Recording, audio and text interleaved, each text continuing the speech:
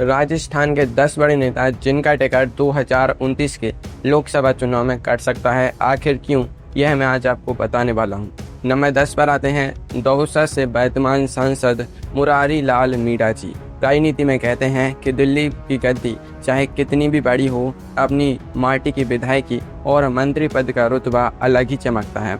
मुरारी लाल मीणा जी 2024 में दिल्ली तो पहुंच गए, लेकिन उनका दिल आज भी जयपुर की विधानसभा और सचिवालय की लाल बत्ती में ही धड़कता है। सचिन पायलट जी के सबसे भरोसेमंद सिपाही सालारों में गिने जाने वाले मुरारी लाल जी को 2024 में पार्टी हाईकमान ने मजबूरी में दिल्ली की टिकट थमा दी थी, पर 2028 के आखिर में जब राजस्थान विधानसभा के चुनाव होंगे तो मुरारी लाल जी दिल्ली के सन्नाटे को छोड़कर वापस राजस्थान की गर्म राजनीति में कूदने के लिए पूरी तरह तैयार बैठे हैं। वो जानते हैं कि केंद्र में विपक्ष का सांसद बनने से लाख गुना बेहतर राजस्थान में कद्दावर मंत्री बनना है।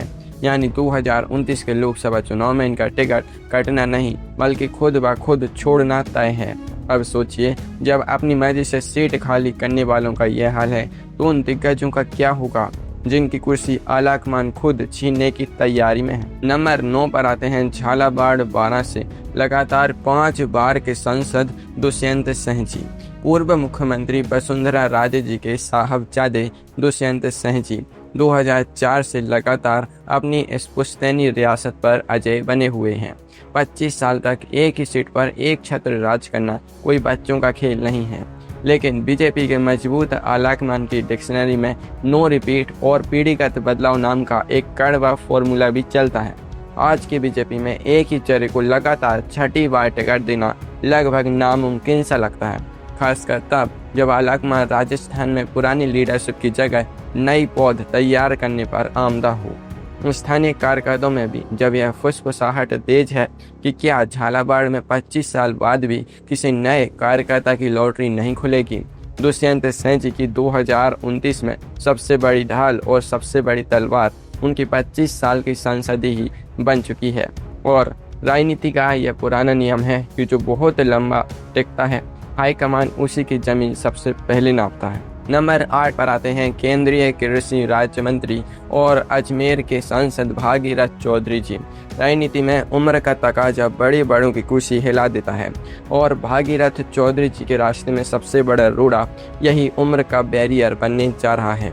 2029 के चुनाव आते आते भागीरथ चौधरी जी 75 साल की दहलीज पर खड़े होंगे, और हम सब जानते हैं कि बीजेपी में 75 पार होते ही नेताओं को चुनावी अखाड़े से सीधे मार्गदर्शक मंडल या राजभवन का टिकट थमा दिया जाता है। इसके अलावा अजमेर लोकसभा सीट का इतिहास गवाह है कि बीजेपी यहाँ किसी एक चेहरे को लंबे समय तक ढोने के मूड में नहीं रहती। वहाँ जाट, गुर्जर, वैश्य और ब्राह्मण समीकरणों का पहिया हर बार घूमता है। जब केंद्र में मंत्री पद मिलने के बाद भी अजमेर में स्थानीय कार्यकर्ताओं की नाराजगी शांत नहीं हो पा रही हो, तो 2029 में पार्टी हाईकमान बिना किसी झिझक के नए चेहरे पर दांव लगा देगा। पर रुकिए, अगर आपको लगता है कि सिर्फ उम्र की वजह से टिकट कटते हैं तो आगे का गणित आपके होश उड़ा देगा। नंबर 7 पर आते हैं राष्ट्रीय लोकतांत्रिक पार्टी के सुप्रीमो और नागौर के सांसद हनुमान बेनीवाल जी। 2024 में हनुमान बेनीवाल जी ने कांग्रेस के कंधे पर बंदूक रखकर अपनी जीत का परचम तो लहरा दिया, लेकिन 2029 की डगर उनके लिए कांटों भरी होने वाली है। नागौर मूल रूप से कांग्रेस का पुराना गढ़ रहा है, और स्थानीय कांग्रेसी कैडर बेनीवाल जी के साथ गठबंधन से अंदर ही अंदर खून के घूंट पी रहा है। राजनीति में मजबूरी का नाम भले कुछ भी हो, लेकिन 2029 में कांग्रेस का स्थानीय कैडर आलाकमान पर साफ दबाव बनाएगा कि नागौर की सीट किसी दूसरे दल की जागीर नहीं बनने देंगे। अगर 2029 में कांग्रेस ने बेनीवाल जी से गठबंधन तोड़ा और नागौर में त्रिकोणीय मुकाबला हुआ तो बेनीवाल जी के लिए दिल्ली का रास्ता बंद होना तय है। जब बैसाखी छिन जाती है तो अपनी ही जमीन पर लड़खड़ाना लाजमी हो जाता है। नंबर 6 पर आते हैं सीकर से माकपा के सांसद कॉमरेड अमरा राम जी। 2024 में जब सीकर में लाल झंडे और तिरंगे का बेमेल संगम हुआ था, तब राजनीतिक पंडित भी हैरान रह गए थे। पर कड़वी सच्चाई यह है कि सीकर राजस्थान कांग्रेस के प्रदेश अध्यक्ष गोविंद सिंह डोटासरा जी का गृह जिला है। 2024 में राष्ट्रीय स्तर के गठबंधन धर्म के चलते कांग्रेस ने अपने सबसे मजबूत किले को अमरा राम जी की झोली में डाल दिया था। लेकिन 2029 में कांग्रेस के स्थानीय शेर अपनी ही मांद में किसी दूसरे को शिकार नहीं करने देंगे। स्थानीय कांग्रेसी कभी नहीं चाहेंगे कि शेखावाटी का यह गढ़ हमेशा के लिए कम्युनिस्टों के खाते में चला जाए।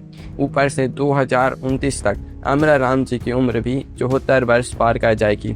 उम्र का ढलान और कांग्रेस द्वारा अपनी पुश्तैनी जमीन वापस छीनने की जिद अमरा राम जी के 2029 के टिकट पर पूर्ण विराम लगाने के लिए काफ़ी है। नंबर 5 पर आते हैं टोंक सवाई माधोपुर से पूर्व सांसद सुखबीर सिंह जौनापुरिया जी। 2014 और 2019 में मोदी लहर पर सवार होकर दिल्ली पहुंचे जौनापुरिया जी को 2024 में हरीश मीणा जी ने करारी शिकस्त देकर जमीन दिखा दी। जौनापुरिया जी के साथ सबसे बड़ी मुसीबत यह रही कि उन पर हमेशा हरियाणा से आए बाहरी प्रत्याशी का ठप्पा लगा रहा। 10 साल सांसद रहने के बाद जब जनता में एंटी इनकम्बेंसी चरम पर पहुंची तो उनकी मिट्टी से जोड़े होने की सारी नौटंकी धरी की धरी रह गई। टोंक सवाई माधोपुर का स्थानीय बीजेपी कार्यकर्ता अब खुलकर कह रहा है कि पराये दूल्हे पर दांव लगाने के बजाय अपने ही मिट्टी के किसी गुर्जर या मीणा चेहरे को आगे बढ़ाया जाए। जब कोई नेता एक बार बड़े अंतर से चुनाव हार जाता है ना और संगठन में उसके बाहरी होने का शोर मच जाता है तो पार्टी अगली बार उसका पत्ता काटने में 1 सेकंड भी नहीं लगाती। नंबर 4 पर आते हैं देश के केंद्रीय कानून मंत्री और बीकानेर के दिग्गज सांसद अर्जुन राम मेघवाल जी। बीकानेर से लगातार 4 बार चुनाव जीतकर केंद्र में मोदी कैबिनेट के सबसे ताकतवर दलित चेहरों में शामिल रही मेघवाल जी की राजनीतिक ट्रेन 2029 में अपने अंतिम स्टेशन पर पहुंचती दिख रही है। इसका सबसे सीधा और अचूक कारण है बीजेपी का 75 साल वाला अघोषित रिटायरमेंट नियम। दिसंबर 1953 में जन्मे मेघवाल जी 2029 के चुनाव तक 75 वर्ष की उम्र पार कर चुके होंगे। नरेंद्र मोदी जी और अमित शाह जी की नई बीजेपी में लाल कृष्ण आडवाणी जी से लेकर सुमित्रा महाजन जी तक कई दिग्गजों को इसी नियम के तहत चुनावी राजनीति से विदा किया जा चुका है। 20 साल तक बीकानेर की सीट पर राज करने के बाद पार्टी अब सुरक्षित सीट पर किसी युवा दलित चेहरे को तैयार करना चाहेगी और मेघवाल जी को किसी बड़े राज्य के राजभवन का सुख भोगने भेज दिया जाएगा।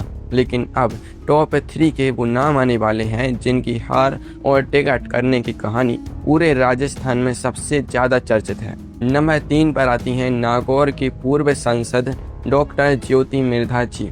राजनीति में मेधा परिवार का नाम कभी जीत की गारंटी माना जाता था, लेकिन पिछले कुछ सालों में ज्योति मेधा जी हार की हैट्रिक लगाने का अनचाहा रिकॉर्ड बना चुकी हैं। 2019 में कांग्रेस के टिकट पर लोकसभा हारी, 2023 में बीजेपी का दामन थामकर नागौर से विधानसभा हारी और फिर 2024 में बीजेपी के टिकट पर दोबारा लोकसभा चुनाव हार गई। राजनीति का सीधा उसूल है, जो घोड़ा बार बार रेस में गिरता है उस पर कोई भी बाजीगर दोबारा पैसा नहीं लगाता। बीजेपी का स्थानीय कैडर अब खुलेआम मांग कर रहा है कि दूसरी पार्टी से आयातित नेताओं को बार बार हारने के बावजूद थाली में सजाकर टिकट देना बंद किया जाए। 2029 में बीजेपी नागौर सीट पर अपने पुराने वफादार और संघ पृष्ठभूमि के किसी नए चेहरे को उतारेगी और ज्योति मेधा जी का चुनावी टिकट कटना 100% लगभग पक्का है। नंबर 2 पर आते हैं राजस्थान के पूर्व मुख्यमंत्री अशोक गहलोत जी के सुपुत्र वैभव गहलोत जी। राजनीति में पिता का साया कितना भी बड़ा हो, लेकिन अगर बेटे के पास अपना जनाधार ना हो तो नैया डूबते देर नहीं लगती। वैभव गहलोत जी 2019 में जोधपुर से चुनाव लड़े और भारी अंतर से हारे। फिर 2024 में अपनी सुरक्षित जमीन तलाशते हुए जालौर सिरोही पहुंचे और वहां भी 2 लाख से ज़्यादा वोटों से चारों खाने चित्त हो गए। लगातार 2 लोकसभा चुनाव इतने बड़े अंतर से हारने के बाद कांग्रेस का आलाकमान भी अब समझ चुका है कि जनता पुत्र मुँह के चक्कर में अपनी सीट कुर्बान नहीं करेगी। जालौर सिरोही के स्थानीय कांग्रेसी कार्यकर्ता पहले से ही इस बात से नाराज हैं कि बाहरी पैराशूट प्रत्याशी की वजह से उनका संगठन बर्बाद हो रहा है। 2029 में कांग्रेस हाईकमान वैभव गहलोत जी को तीसरी बार बलि का बकरा बनाने का जोखिम कभी नहीं उठाएगा। नंबर 1 पर आते हैं पूर्व केंद्रीय कृषि राज्य मंत्री कैलाश चौधरी जी। 2024 के लोकसभा चुनाव में राजस्थान की 25 सीटों में से अगर किसी सिटिंग केंद्रीय मंत्री की सबसे ज़्यादा भद्द पिटी तो वो बाड़मेर जैसलमेर की सीट थी। कैलाश चौधरी जी केंद्र में मंत्री रहते हुए न केवल चुनाव हारे बल्कि निर्दलीय रविंद्र सिंह भाटी जी और कांग्रेस के उम्मीदवार राम बेनीवाल जी के सामने तीसरे नंबर पर खिसक कर अपनी जमानत बचाने के लाले में फंस गए। बीजेपी जैसी केडर बेस्ड पार्टी में किसी केंद्रीय मंत्री का तीसरे पायदान पर गिरना राजनीतिक आत्महत्या जैसा माना जाता है। बाड़मेर के स्थानीय राजपूत, जाट और मूल ओबीसी वोटरों में उनके खिलाफ जो गुस्सा 2024 में फूटा था उसकी गूंज दिल्ली तक पहुंची थी। बीजेपी 2029 में बाड़मेर की इस हॉट सीट को वापस जीतने के लिए किसी नए आक्रामक और बेदाग चेहरे को ही मैदान में उतारेगी और कैलाश चौधरी जी का टिकट कटना लगभग तय माना जा रहा है। दोस्तों, ऐसे और वीडियोस देखने के लिए इस चैनल को सब्सक्राइब करें और इस वीडियो को लाइक करें।